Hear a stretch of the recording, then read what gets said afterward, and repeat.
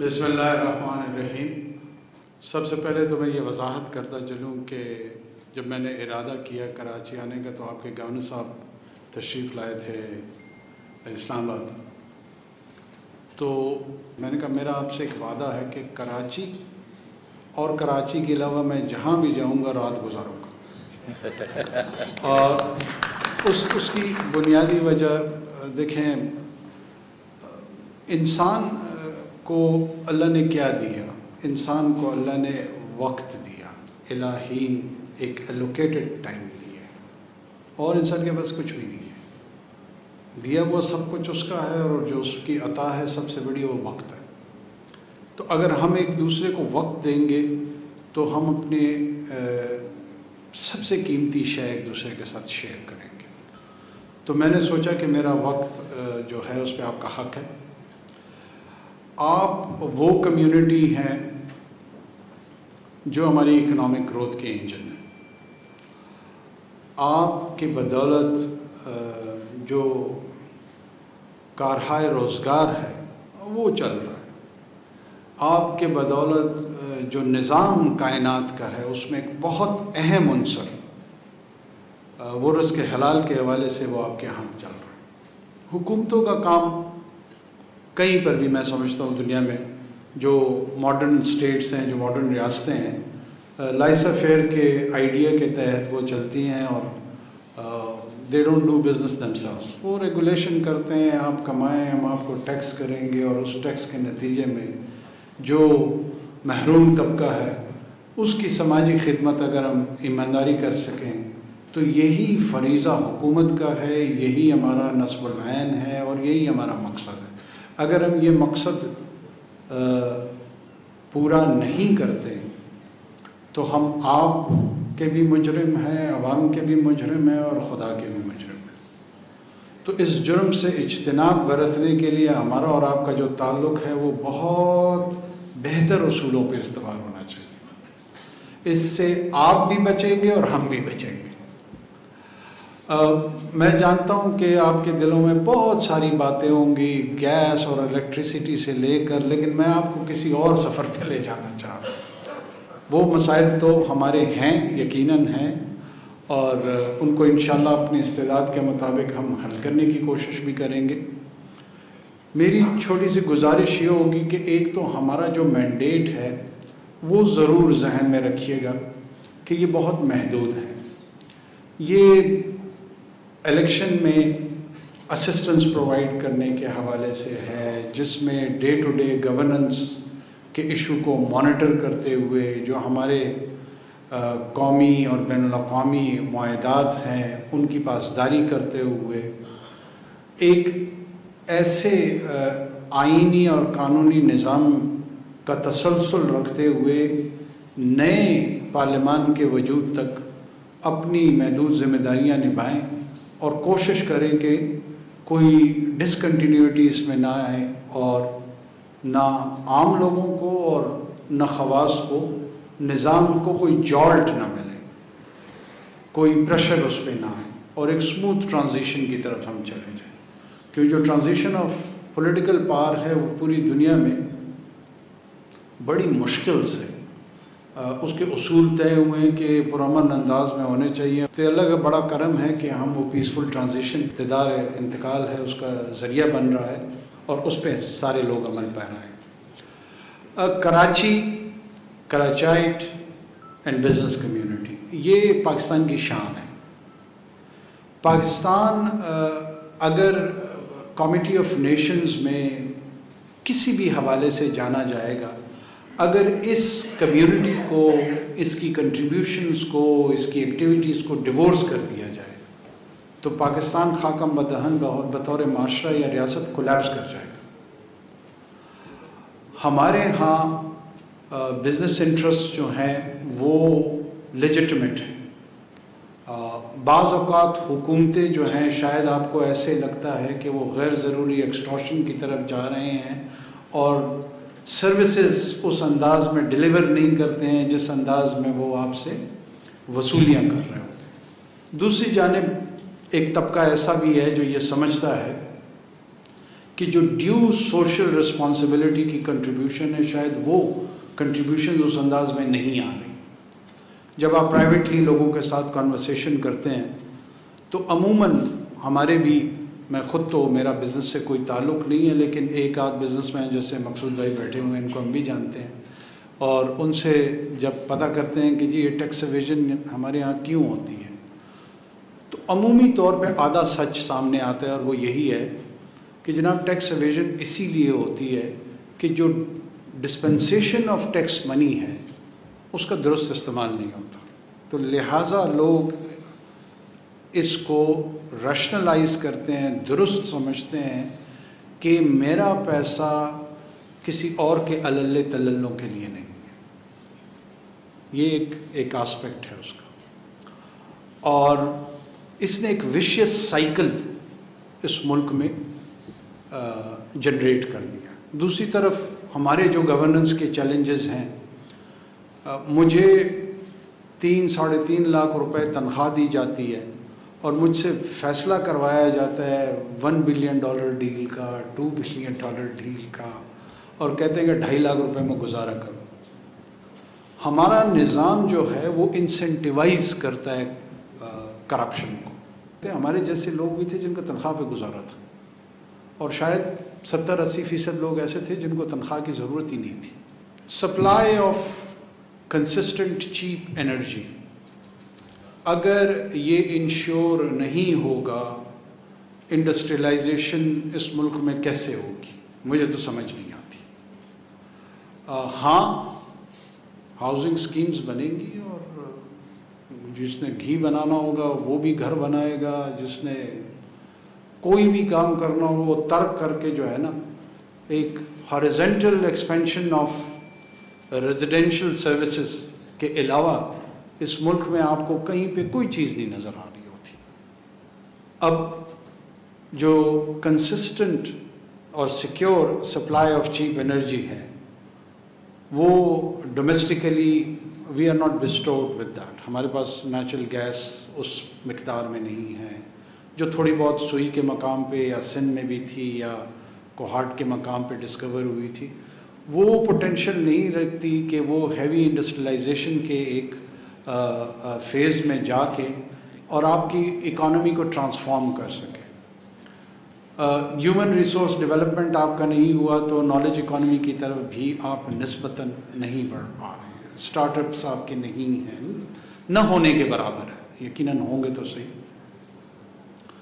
Goods and services, ان دونوں محاذوں پہ میں سمجھتا ہوں کہ ہماری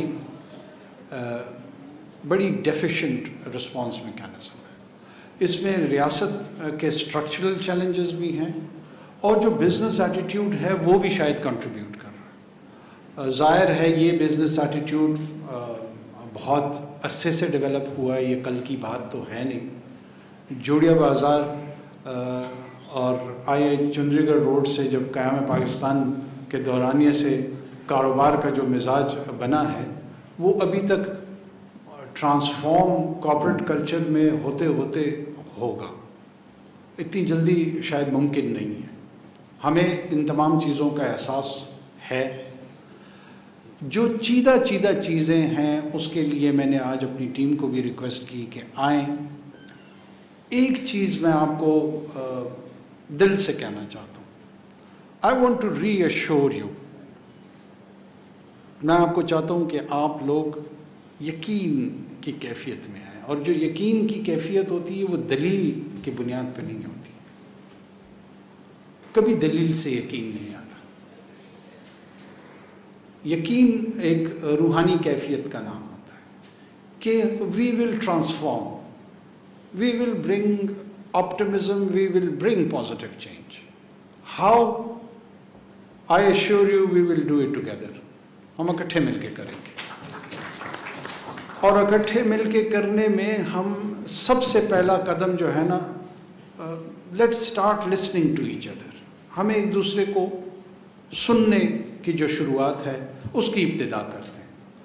ہم آپ کو سنیں گے، آپ ریاست کو سنیں، آپ حکومت کو سنیں، اور جہاں جہاں اس نیت کے ساتھ کہ اوور آل اس جو اکنامک پروگریس کی جو جرنی ہے یہ ہم نے ساتھ ملا کے کرنی ہے، اور یہ اکیلے میرے یا میرے خاندان کے بینیفٹ کے لیے اگر میں سوچوں گا، انسان کو جو نعمتیں ملتی ہیں وہ فرد واحد کے لیے نہیں ہوتی ہیں، یہ شیئر ہولڈنگ ہے، اس کو شیئر کرنا پڑتا ہے۔ آپ کی مرضی ہے کہ آپ خاندان میں شیئر کر لیں، گھر میں شیئر کر لیں، محلے میں شیئر کر لیں، صوبے میں شیئر کر لیں، ملک میں شیئر کر لیں، بر اعظم میں شیئر کر لیں۔ بل گیٹس پولیو ایریڈیکیشن کے لیے شیئرنگ کر رہے ہیں۔ کمانا ہدف نہیں ہے، کمانا اس سے زیادہ کون آپ لوگوں میں سے کما سکتا ہے؟ سر رچرڈ برانسن کے ہم لوگ شاید خواب بھی نہیں دیکھ سکتے، لیکن جتنے اس مقام تک لوگ پہنچے ہیں وہ گریٹنس، عظمت ان کی اس وقت آئی ہے جب انہوں نے شیئر کرنا سیکھے، اور یہ سنت ابراہیمی ہے۔ ابراہیم علیہ السلام کی جو سب سے بڑی خصوصیت ہے، بہت ساری خصوصیات تھیں، ابراہمک فیتھ کی یہ پوری ٹریڈیشن ہے، وہ لوگوں کو کھانا کھلایا کرتے تھے، وہ لوگوں کو ساتھ ہی وڈ شیئر فوڈ۔ اور آپ سوچیں کہ اس کانٹیکس میں، اس دورانیے میں، تاریخ کے اس دور میں جو فوڈ آئٹم ہوگا وہ کتنا ویلیوبل ہوگا، اس سے زیادہ اہم کوئی شے شاید نہ ہو۔ خوراک کے لیے انسان نے انسان کو قتل کیا، اس نے ایک دوسرے کی نسلوں کو برباد کیا، اور اسی قیمتی شے کو وہ سب کے ساتھ بانٹ کے مل کے کھاتے تھے۔ تو میں آپ سے یہ درخواست کروں گا کہ اس عہد کے ساتھ کہ جو ہمارے اسٹرکچرل چیلنجز ہیں، جو ہمارے نعمتیں ہمیں جو نیچرل ملی ہوئی ہیں اور بے بہا ملی ہوئی ہیں، میں جس صوبے سے تعلق رکھتا ہوں اس کے Tethyan belt, I assure you it is between 3 to 6 trillion dollar, یعنی 6 ٹریلین ڈالر کے ریزروز پہ رہنے والے لوگ، ان کے چہرے میں سے یاسیت، ڈسپونڈنسی، مایوسی وہ پھیل رہی ہے، مطلب کمال ہے۔ انڈس بیسن پہ رہنے والے لوگ وہ فوڈ انسیکیورٹی کا شکار ہیں۔ مطلب یہ نالائکی کس کی ہے؟ یہ کلیکٹیو نالائکی ہے۔ 25 کروڑ لوگوں کا ملک، 25 کروڑ لوگوں کی انرجی، 25 کروڑ لوگوں کا سوچنے کا انداز، 25 کروڑ روحیں اور بدن، یہ مایوس ہے۔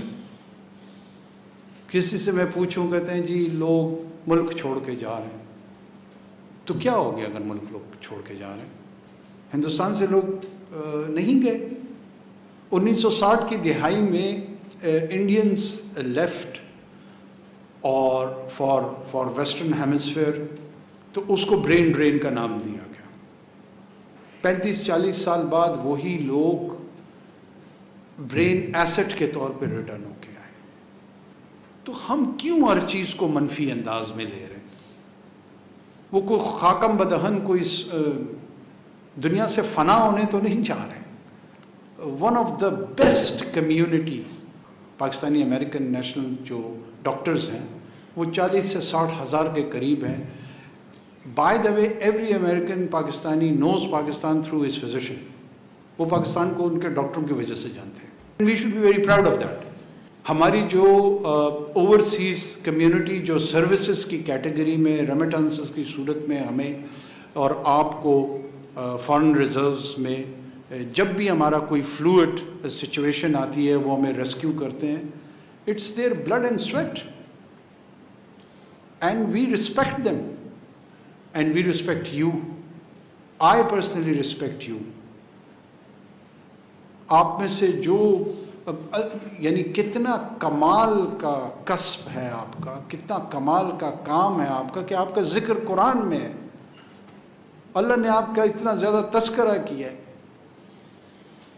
کہ جب میرا جی چاہتا ہے جس کا جتنا رزق چاہوں بڑھا دیتا ہوں۔ آپ ایجنٹ آف رزق ہیں، آپ اکنامک سسٹیننس کے ایجنٹس ہیں۔